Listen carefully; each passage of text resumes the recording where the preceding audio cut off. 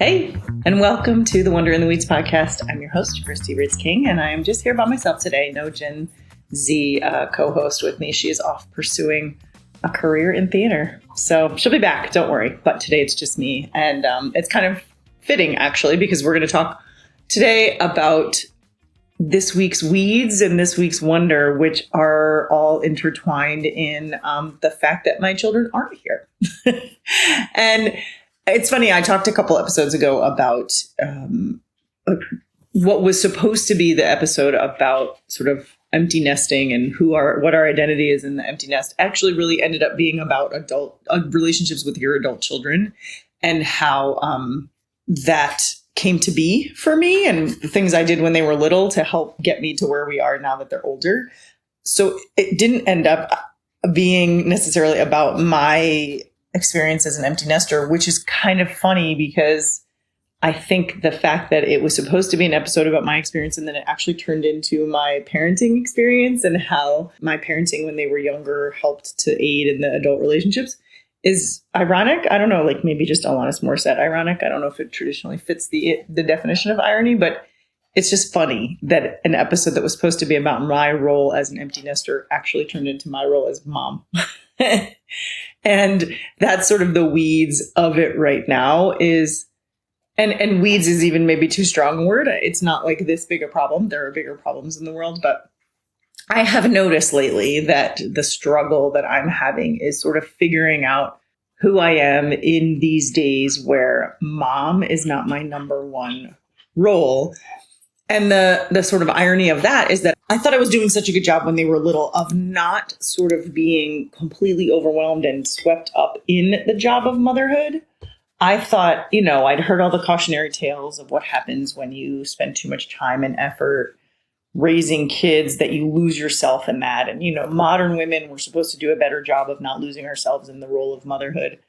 And I thought I was doing that. I pursued a lot of different things. I was a writer. I was a teacher. I went and got certified in yoga teaching and in meditation. And I got a master's degree and then I got a doctorate degree. And no one could look back at my time raising kids and say, she didn't do enough to sort of enrich herself. And what that didn't do was prepare me for when the active day-to-day job of mothering was over. Even though I thought it was like buffering me. And I shouldn't say it didn't prepare me. It did prepare me. I have plenty of things to focus on now as an adult woman who has no more like little kids to take care of. I have plenty of things to focus on. And it didn't buffer me from the sort of pain and like grief, really, that comes from being finished with a job you never really wanted to quit to begin with. And so, and I don't want to like wax so romantic and make it sound like, oh, I'd go back if I could, because I wouldn't. I'm just being honest. Like, I don't miss those chaotic and overwhelming days of having 3 little tiny people who solely depended on me for everything. I don't miss being the mom of babies. I don't miss chasing toddlers around. I don't miss the like cacophony of 3 school-age children who want all day long. I don't miss that. I wouldn't go back to that. I don't regret it. I'm glad it was part of my story, but I'm not like aching and nostalgic for those days, which is what I thought empty nesting was. I thought the people who like weren't good at empty nesting or who were sad about being an empty nester or who were sad about sending their kids off to the world, I thought those people were the ones who really relished those years of having little ones or really like missed those days of having little ones. And so I thought, well, I'm not going to have a problem because I don't miss those days at all. I really loved, when we were out of those days. The thing that sort of caught me off guard and then I maybe didn't realize exactly at the same time was what I really loved was being an active parent to active young people. I miss the bowling banquets and I miss the soccer games and I miss the plays and the musicals. And I miss, when we had to go and paint backdrops for scenes and when we had to, show up to sell programs a half an hour early before the shows. What I miss is my role in their lives as like supporting cast. And I didn't know that that was something that would go away in quite the same manner as it did. You know, I understood like they're going to grow up and they're going to need me less, but I kind of didn't. I think what I didn't realize was how much I actually enjoyed being needed in that way. You know, they didn't necessarily need me to be, I mean, I don't know, maybe they would say, I know as a kid, I really appreciated my mom being in the stands of every athletic event. And so I didn't need her there. So maybe they would tell you that they needed me in the audience and in the, you know, snack shop and in the ticket booth. But if they didn't need me in that way, like the organization did and the cast did, and I missed that part. I missed being part of the PTA and the, which I'm sure those of you that are currently in the PTA and currently like running around trying to do all the things all at once are like, this woman, it's insane. How can she miss this thing? But it's not the like busyness and the chaos that I miss. It's the identity and the definition, like the clearly defined role. That's what I find I'm missing as an empty nester, is like the understanding of what my job is, not only as a parent, but sort of as like in this current life that I have.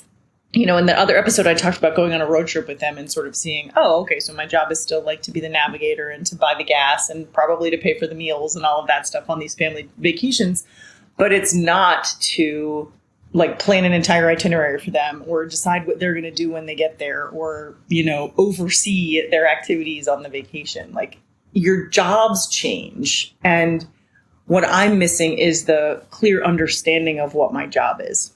And it turns out that no matter how many things I pursued and how many activities and different roles I found outside of the role of mom, it didn't buffer me against the grief that comes when those roles of mom change and go away. And that's what I thought it would do. I thought, oh, these women who complain about their empty nest and how sad they are and bereft and, you know, whatever, that their children no longer live at home. It's because they didn't prepare for what to do with themselves when their kids were gone.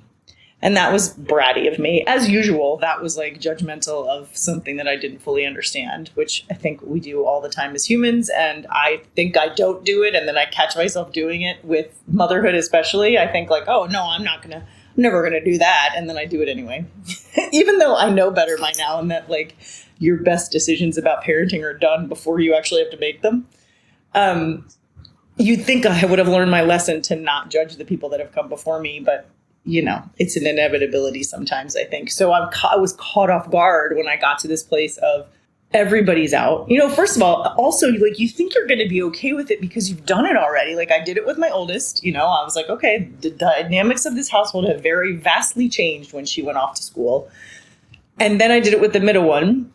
And also the dynamics of the household vastly changed. And like my youngest is so independent and so has always been, you know, less of a like, let me come home and tell you about my day kid. So it was really different when it was just him and his dad and me. And then, you know, my husband moved away for 6 months and in his senior year of high school. And it was just the two of us for a good long while. And so I kind of thought, all right, well, I'm getting used to what this is like, because as anybody who has a senior in high school knows, they're never home. They always are out with friends or out at work or out pursuing some other grand adventure, and you're alone. So I was alone a lot for the 6 months that my husband lived in a different state. We talked a lot on the phone. It was like being in college all over again, the two of us, because we were like just rattling around these empty houses all by ourselves. And we tried to talk as often as we could. But I was alone in a place that I had roots and that I had like 65 zillion responsibilities, because not only did I have a private practice in the area, I had a graduating senior, I had 2 college kids that were going to come home. I was responsible for helping us all move. I was navigating a house sale. I was navigating a house purchase in another state. I was setting up all the things you need to set up for the new house. I know my husband gets a bad rap, but look, he was working and we understood that. I mean, I was working too. Don't worry. But look, we understood that it was an unequal distribution of responsibilities. And that's a podcast for another day. So, you know, I'm not passing judgment on him or me or anybody here. I'm just stating the facts, which is that I was responsible for 85 to 90% of this move for all 5 of us. And he was responsible for working at the new job and occasionally calling somebody to help with a thing around the house. But my point to saying all that is I didn't have to think about what my role was. I didn't have to think about what I would do in an empty nest. I didn't have to think about or contemplate who I even was, because it was so clear what I needed to be doing and how I needed to be doing it. And I just sort of kept being like, well, I'll think about that later. I'll worry about that later when I get there. And so what happened was I got here. I sent all my kids off to college. One is back, so that's, we're navigating that relationship a little bit, and we've become co-hosts apparently. But the other two were still away and just grown. They just need me less and less these days. And I am left with a little bit of work, a little bit of familiarity. I still have some clients I see that thank goodness. I think they're grounding for me too, because at least that I know how to do that job. And I'm now in this new place where nothing is clearly defined. I'm not even sure where I live half the time. I joke about having to use my GPS to get back to my house sometimes because I'm not really sure. Everything is new. Everything's new. Everything is different. Everything is unfamiliar. Literally everything. I would love to say that it's somewhat familiar, but I don't even recognize like grocery store names or all the roads. All the roads are named the same freaking thing. And so no matter where you are, it seems like there's like the same street names. And so everything is a question right now. And so maybe that's not the same for everybody. Maybe there's empty nesters out there who are like, we know exactly what we're doing every day. We're going to the same job and we're doing whatever. But for me, not only was I kind of caught off guard with the idea of the role of mother not being my primary role anymore, because no matter what else I was pursuing alongside of parenting, it always fit into the spaces of parenting, or I carved out spaces of parenting in order to fit those things in. So like I made time to pursue things that I was interested in. I made time to study and to write papers and to get my degrees and certifications. I made time to go to yoga teacher training. I didn't just have it. And I always made time in between parenting roles and responsibilities. Now it's like the tables are flipped. I have very limited parenting roles or responsibilities. And so I just have time. And I'm not complaining. I know that that's a great luxury, but it's also really terrifying when you're like, I don't know how to fill this space. So we moved here and I thought, okay, I'm going to keep doing my job a couple days a week, and I'm going to pursue potentially doing that same job here in the new state. And I'm going to see what that is. And so like, okay, check that off the list. Do the paperwork, do the test, pay the bills, get the certification, whatever. Okay, check that off. Keep doing this. Make some podcasts, write some Substacks, do the things that like are familiar and then I know what to do. Check that off. And then I'm still here like, okay, well, but I don't really even know who I am in this. So like personally what I did was I was like, oh, I'm going to play sports. I went and, found a pickleball place and was like, I'll do pickleball. I went to the gym to Pilates class because that's familiar. I know what I like and I know that I like that. I know that I can do it and it's familiar. But again, that's like a couple hours a day. And I have all this other time. I have to learn, how to care for this house that I live in. It's different than the house that was, almost 80 years old that I lived in before. There's like little things every day that I'm learning. And also I've been faced with things that I'm like, well, who am I in this role? And do I want to be this person in this role, or do I want to be different? This weekend, I was away on a golf trip, which just that sentence alone is like, what? Who the heck are you? But I was away on a golf trip and I have been playing golf with virtual strangers pretty much every time. And I had a great time, but right before I left, so I kind of have two stories that go with this golf weekend. Right before I left, I talked to a person who knew me back in the day. She and I are probably going to record a podcast together, which I'm very excited for you to hear. But we met, 15 years ago, maybe, if that's right, maybe 10 years ago. We met on a trip for bloggers. So Yahoo sponsored something called the Yahoo Motherboard. And we were, isn't that cute and kitschy? We were mom bloggers. There's no other way to describe it. We all hated that moniker, but that's what we were, who got together in Palo Alto I think, at their, it was Yahoo at the time of Yahoo's heyday. So we were like we were flown out, and we were given beautiful quarters at a lovely hotel. And we had these wonderful experiences together with learning about technology and learning about the internet and all these other things. Anyway, she and I met at this event. I can almost picture myself during that time. First of all, I was doing double duty. I was out there for that event. And also at the time, I don't know if this is familiar to you, but I was a consultant with Stella and Dot, the jewelry brand that you used to go and do home parties with. And their like annual convention was the same time in roughly the same place. It was in San Jose, I think. So I was like pulling double duty because at the time I had team members that were Stella and Dot that were out there for it. So I had to go to the convention because I had these team members that I was like, well, far be it for me to say, come out here and I'm not even going to see you. So I was going back and forth between the Yahoo headquarters stuff and the Stella and Dot conference. My only regret is that I went to the Stella and Dot conference. But anyway, I digress.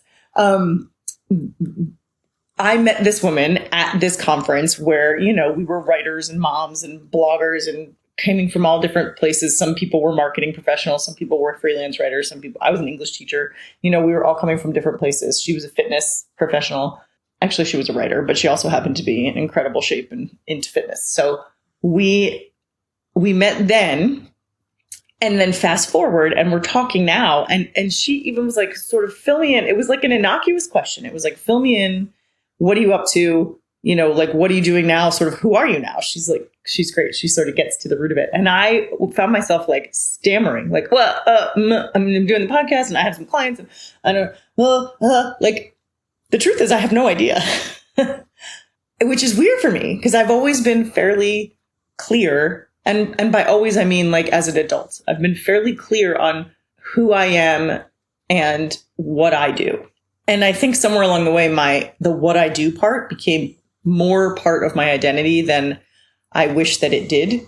And that includes being a mom. So here she is asking me like, well, what are you up to now? What are you doing now? Who are you now? Essentially, she's asking me, who are you now? And I didn't really have a clear answer. And then fast forward a couple of days and I go on this retreat, I'm calling it a retreat. It was a golf trip. We went away to like an hour and a half away from my house to play golf. And I'm driving there and I find myself dreading it. I'm like, what am I doing? I don't know. I've never had anything but positive experiences with this group, mind you. But I was like, why in the world would I have signed up for an overnight trip with people that I literally don't know at all? And I'm like, only like, I'm not even good. I'm like, I'm not even passable at golf. I'm like, I mean, I'm fine. I'm not afraid to pick the ball up and move on if I need to. So like, I don't hold people up. But other than that, that's like my only high point of my game. So I'm driving and I'm thinking, like, what are you doing? Like, why this sort of dogged pursuit of connections? Because that's what I'm doing. I've spent the last 6 months, like, just trying to find my place in this new place, in this new world of mine. I'm just trying to find my place. I've volunteered for things. I've been an advocate for things that I like just learned about yesterday because I just moved here. But like, I'm just trying all the things. I don't have kids in school anymore. I don't have any reason to be part of a school board. I don't have any reason to be part of a community because I don't have kids in the way that is familiar to me. Obviously, there's plenty of reasons to be part of a community, even if you don't have kids or if your kids are grown. But I just have only known for the last 22 years, I've only known how to be part of a community with my kids at the center of it. And so, because even my professional pursuits came within the spaces of my parenting. So like I knew how to be part of my graduate school community, but a lot of times we talked about how we were balancing it all with our kids. And I knew how to be part of the professional counseling community, but also we were oftentimes drawn toward one another if we all had kids, because that's what we talked about. Like I loved my coworkers that were young and fun and, didn't have children.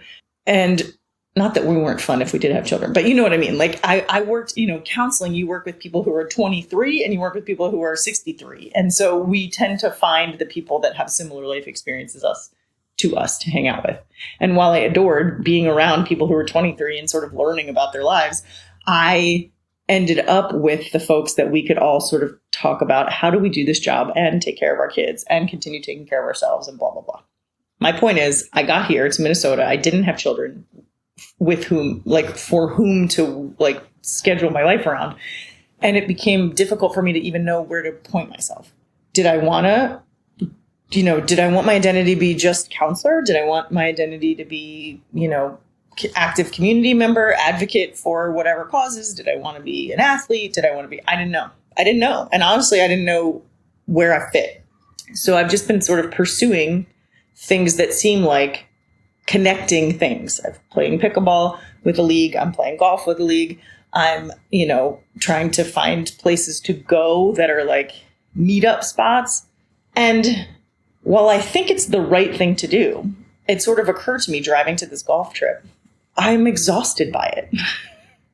I'm exhausted by not fitting in anywhere. I'm exhausted by not knowing where I'm supposed to fit in.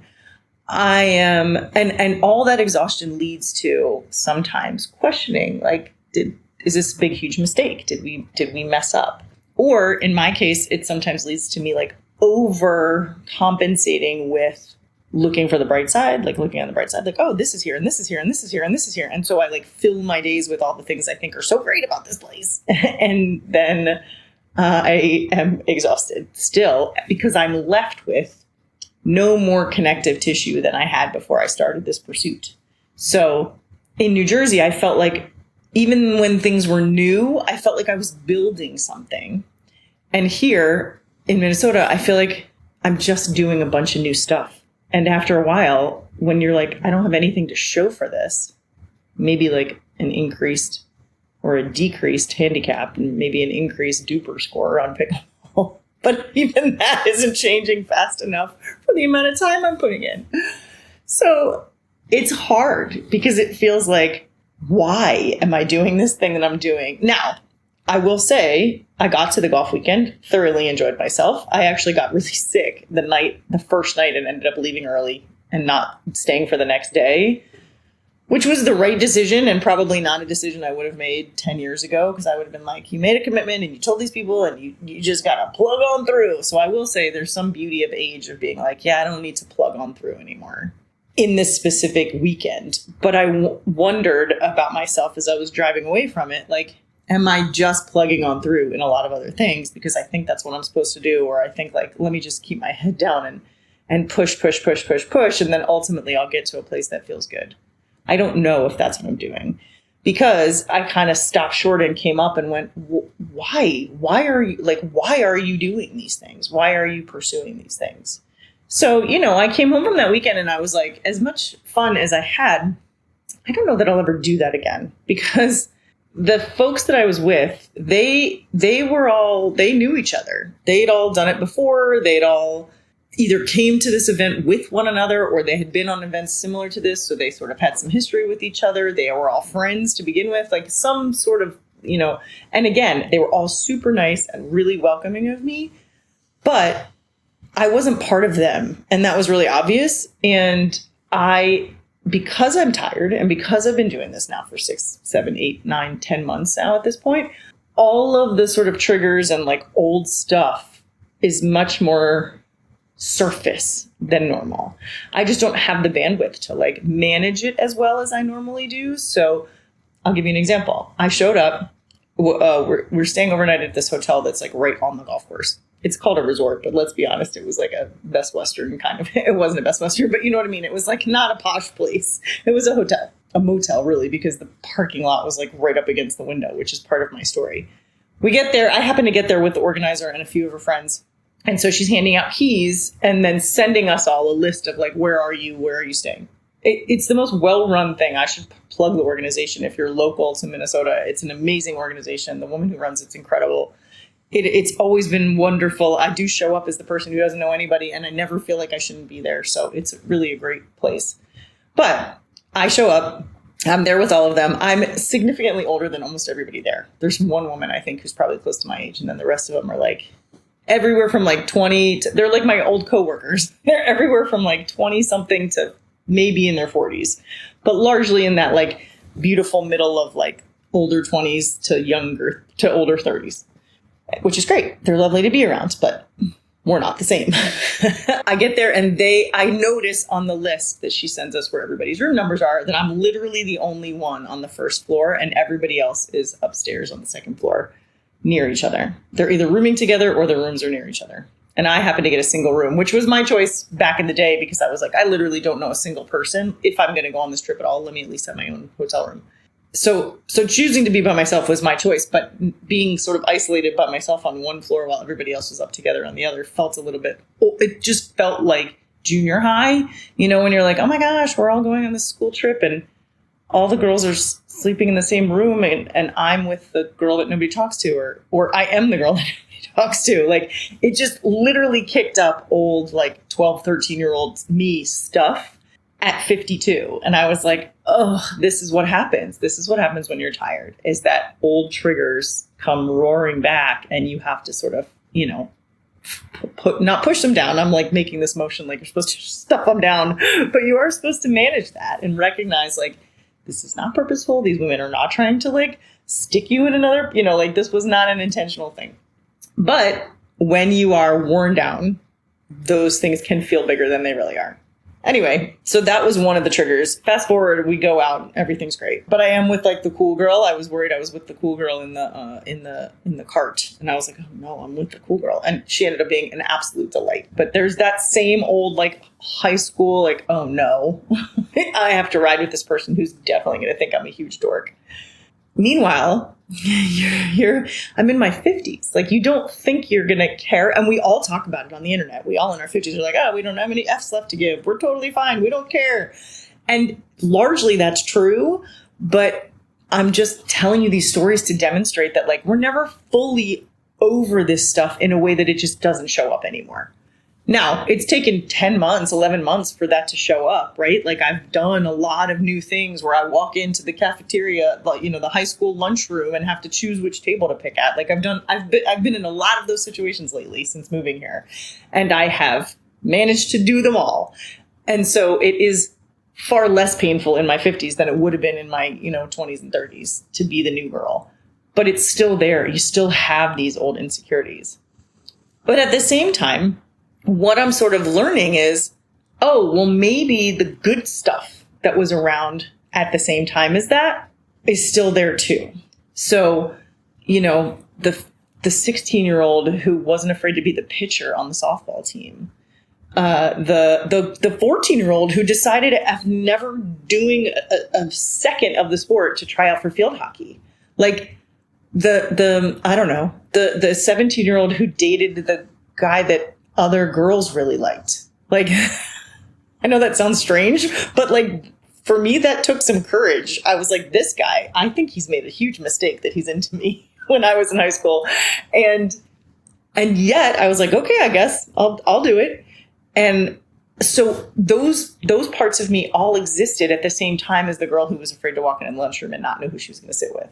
And so when that gets triggered, it has me thinking like, well, maybe I need to like reach back in and touch that, get into that girl's spirit, the girl that was sort of unafraid at some points and, had a lot of confidence in her abilities at that age. I need to find her again too. If the same one that was like, betrayed by the friends that talked about her behind her back and so was nervous of groups of girls, that same part has a counterpart that's not afraid to step onto a field hockey field for the first time in their life.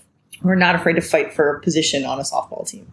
And so now, fast forward 40 years, and I'm in this new phase of life. It's almost like being a freshman in high school, but you're like you're a freshman in adulthood because you've been young, you've been the young adult, you've raised the kids, so you've been a young parent.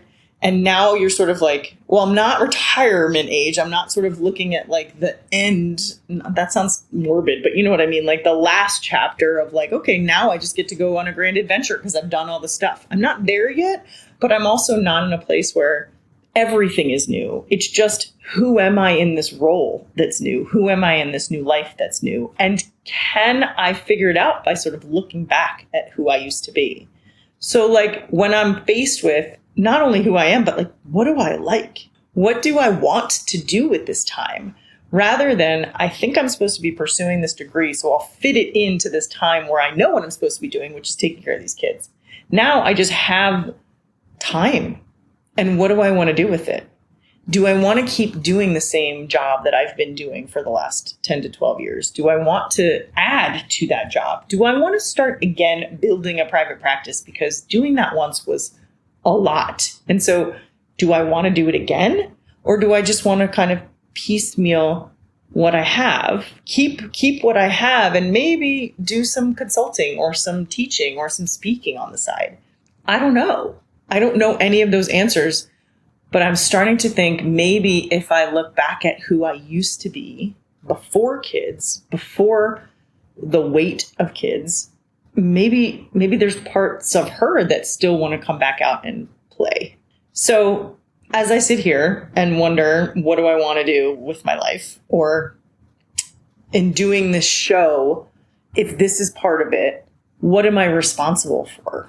And not just in the show, but in all of it. When I think, what do I want to do with my life? Inevitably, the next thing is, what am I supposed to do with my life? And not to know what am I supposed to do, like, as a woman in her 50s or as a woman in the Midwest or as a woman in whatever. But really, like me personally, Christy, what I know, the experiences I have, the education I have, the privilege that I have, what am I responsible for? And again, go back to that young version of me who really thought she was responsible for everything and everybody and all their emotions all the time. And I have to fight that, or manage, I should say. I don't have to fight her. I have to manage that part of myself to not overly be responsible. So in doing this show, one of the things that sort of plagues me a lot of the time is like, do I talk about, the big things, capital B, capital T, the big things in the world that are happening right now? Because there are so many. And it feels like if I talk about, what is my role as an empty nester? Sometimes that feels irresponsible. Like, there are real problems in the world. There are real things happening to real people right next door. And if I'm not talking about that, am I part of the problem? That plagues me. I sometimes can't even record a podcast or this show or write. When I sit down to write, sometimes I'm like, well, what I know to write is my personal experience, but is my personal experience enough right now? Or do I need to be speaking on these bigger things? That's hard, really, really hard for me. And I am choosing, I think, to just stick with what I know and stick with the personal for two reasons. One, I think I'm not the person to speak on the big things. I don't have the education. I don't have the career. I'm not an investigative journalist. I don't have the political know-how or knowledge. And I'm like a middle-class white woman. And so I don't have the personal experience that people should be learning from. And I'm submersed in it all day long. All I do is listen to political podcasts. All I do is listen to cultural podcasts. All I do is read books about how to be a better white person. All I do is try to learn more and more and more how to be an ally, how to be a good human. And so I recognize, I don't know as much as these people that I'm learning from, but also maybe what I'm going through and how I'm doing it and how I'm experiencing it. And the stuff I do know as far as trauma therapy and mental health, maybe those things are helpful in some small way too. And certainly the whole idea of looking for wonder in the weeds, my passion is that in hopes that can be helpful. As we're the whole idea of the show is that as we're sort of mired in the chaos, how can we find little moments of joy? How can we find little moments of magic? How can we find a little bit of wonder in these weeds so that we can continue on? But as far as trying to identify who I am and what my role is, it's really hard for me to not want to do all the things all the time and say all the things all the time so that people know where I fall on the spectrum of things. I have to really manage that part of myself and remind her, it's not important. First of all, it's not important that people know where you fall and where you stand. I hope that my actions would project that I am somebody who cares about other people and wants the best for other people and wants to do my part in helping it be the best for other people. And I'm not the person you should go to if you want the political knowledge or the socioeconomic opinions that are based in history. And I can point you in the right direction for those people because I surround myself with them as often as I can. But I'm just here to talk about what it's like to live this life daily and how we can do it and where I came from and where I am and how I got there, in hopes that that helps somebody else, either a younger parent or a person who's trying to muddle through those early 20s and 30s debt and, job to job to job, paycheck to paycheck stuff, in hopes that there's a different kind of future ahead. I do have some life experience and I'm hoping to help in that way. But that's all part of it. It's like, not only what am I doing here, but like, what should I be doing here? How should I be using this time? I keep talking about how I have all this time, and there's definitely to whom much is given, much is expected. Part of me that's like, well, you should be using your time to serve others. And so trying to balance that with like over committing and because you're not good to anybody. If you're trying to be good to everybody, you're not good to anybody. So trying to figure out, how do I keep myself, much like parenting small children, how do I keep myself in a place where I can continue to keep giving? And it might not look like it on the internet because I'm doing most of the stuff offline, but I'm here to talk about what I am doing in hopes that it can help other people in the same way or in a different way. So that's the weeds. The weeds is maybe that there is no preparing yourself for the totality of empty nesting. There is no buffering yourself against the grief that comes from this big change, this big loss. You lose a bit of your identity as a parent when you no longer have to actively, every day, moment to moment, parent these people as a verb. So there's no way to sort of buffer it. That's the weeds. And then the weeds is like the work of figuring out, okay, well, what now? Who am I now? Who am I in this new existence? Who am I for me? Who am I in this new place? What do I want to pursue? And I think the wonder is really closely related in two ways. One, that you are able, change is a gift. Like, I'm able to change and evolve, and I have the time and space now to figure out how I want to do it and what I want to pursue and how I can best serve other people. That's a huge gift.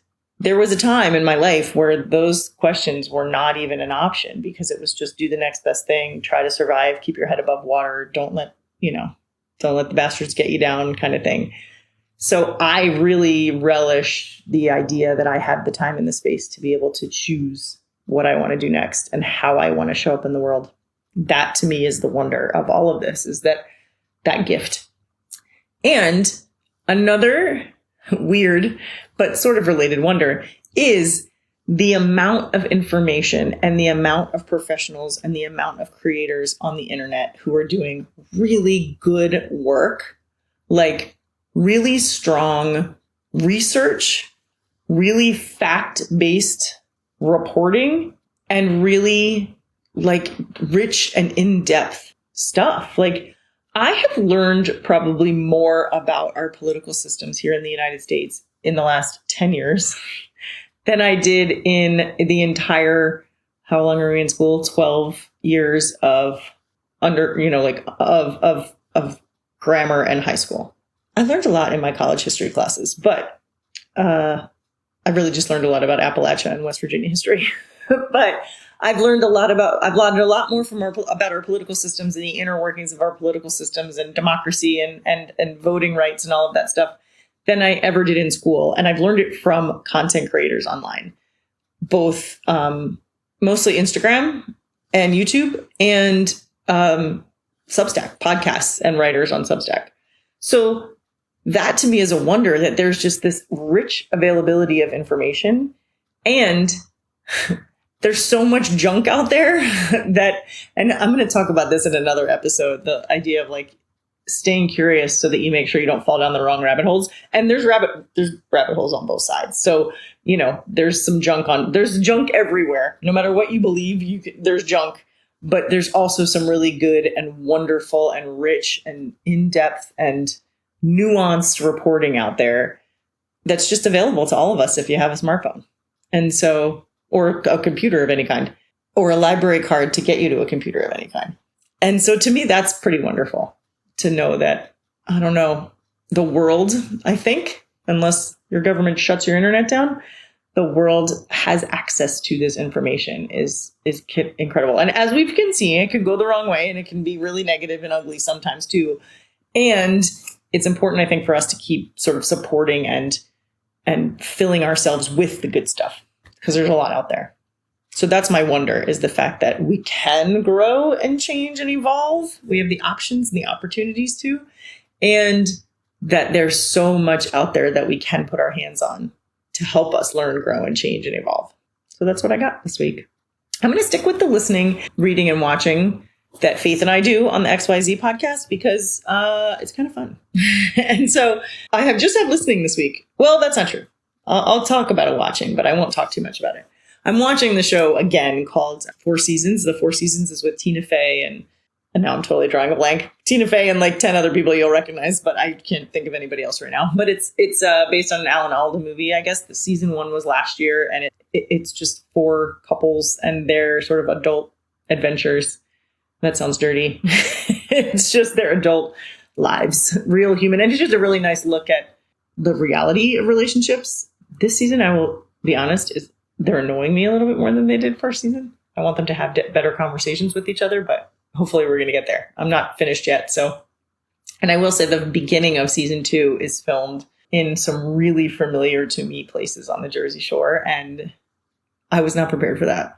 It was a very homesick moment watching TV the other night when I was openly weeping at a show that is not meant to make you cry. So that is called The Four Seasons. I believe it's a Netflix show, and go see it if you have Netflix. It's fun. And then as far as listening to, in the vein of both wonder that there's really good stuff out on the internet, and in the vein of being able to sort of dip back into who you were as a kid and see if that person still wants to come out and play, I am listening to 2 things. One is a podcast called If Books Could Kill. I'm not sure if I've ever talked about it on here before, but probably because I've been listening to it for a while. Michael Hobbs is one of the hosts of it, and he came from another podcast that I listened, or I found him through another podcast that I listened to about diet culture. But this one is primarily, it's both Michael's. It's Michael Hobbs, and I can't remember the other one's name. But they go through, he's an attorney, and they review, I guess is a loose term for it, nonfiction books. I was going to say self-help, but not all of them are self-help, but a lot of them are self-help. But like some really popular New York Times bestseller nonfiction books that they just dismantle in every way. And it's so great to listen to. And again, it's not just their opinions. They're not just getting on there trashing things. They're really digging into and looking into the history of the authors, the history of the topics, the if there's any like research cited in the books, what are they, where did it come from? What are they talking about? And if there's not any, like, well, where are they coming up with these ideas, and what is the grift involved in this one? And so it's just a really good, it's like almost like a palate cleanser for me from all the political stuff that I listen to, because I just need something that isn't talking about the state of current affairs in the United States. So it's called If Books Could Kill, and I would give it a listen if you haven't already. And then the other thing I'm listening to is just, so a couple months ago, my kids finally wore me down, and we switched music subscriptions. We had a family plan. I'm like the nicest mom in the world. These kids have full access to a whole bunch of stuff that my mother never would have paid for me. But they've been sort of riding me about switching to a different service because it's better for the artists. And actually, apparently it's better sound quality too, which my brain can't even comprehend how that's possible, but whatever. So we switched news services. I'm not going to say anything about either one, where we came from, where we went to. If you want to know, shoot me an email and I'll tell you, or DM me and I'll tell you. But I'm not doing that on this podcast because we're everywhere. So I want you to listen to us wherever you get podcasts, and I don't want to disparage one or the other. But we did switch services, and in switching services, I kind of unearthed some old playlists that I had made. And I don't know, probably 5 years ago or 6 years ago, I made a playlist called Chris Ritz, which is who I was when I was, I don't know, age 4 to age 18, practically. A lot of people called me Chris, and my last name was Ritz, and Chris Ritz is a pretty cool, 2-name, firsty lasty, as my kids call it. But I named this playlist Chris Ritz because it's all stuff from like literally those ages. And, I'm a music nerd. And so I've been, back to the days where I was like sitting at the boombox trying to hit record on the radio so that I could get the song without the guy talking before the song, without the DJ's voice, or without like a commercial for a used car salesman or whatever. It's back from those days in like the early 80s, Lisa and Colt Jam and those kind of fun stuff to pretty much through like college. So there's a little bit of Pearl Jam on there. I think there's a little bit of but there's like a lot of Queen Latifah and a lot of Dr. Dre and a lot of The Cure and a lot of Public Enemy and a lot of, I'm trying to think who else, REM and U2. And it's just like an old, I don't know, it's a very nostalgic playlist for me. And I've been recently tuned into it. It's actually funny. A few years ago, we were playing it on a family vacation. I had it on in the kitchen while I was like doing dishes, and my daughter's friend was with us. And my daughter later reported to me that her friend was like, your mom's music is awesome. And I was like, oh, that's kind of cute. Like, I think it's funny that like kids her age, in their early 20s, don't realize that like that's actually our music. Like they have all rediscovered it. They all think that they like found I'm sure like we thought we'd found Led Zeppelin. They think they found like REM and The Cure, specifically The Cure, the Smiths. They like think that they own those guys, and they're like, wow, your mom, she's really like hip, she's on it. And I'm like, I'm not actually. These are songs from when I was 17. So I just think it's funny that, I don't know, these old, like I'm now old enough that my music is oldies, but the kids think that they're like super cool because they found it and it's retro, and like, how did I even know about it? So it was a pretty funny comment. But anyway, so that's what I'm listening to right now is my Chris Ritz playlist. I don't even know if I can share from this new app, but if I can, DM me and I'll let you know what's on there. It's fun. All right, that's all I got this week. Till next week, keep trying to look for the wonder in the weeds. I promise you, the sun will come up tomorrow. All right. Thanks for listening. Don't forget, if you have any spare moments, give us a review or like and subscribe, or both, or all three, and then share with your friends. Thanks so much. And again, a reminder that we're on Substack now. So head on over to Christy Ritz-King on Substack, and you can find not only these podcasts, but I write usually some reflection posts after them, and I oftentimes will write a little Monday musings piece about just life in general. So take a look over there. It's like old school blogging days. Thanks for listening. Take care.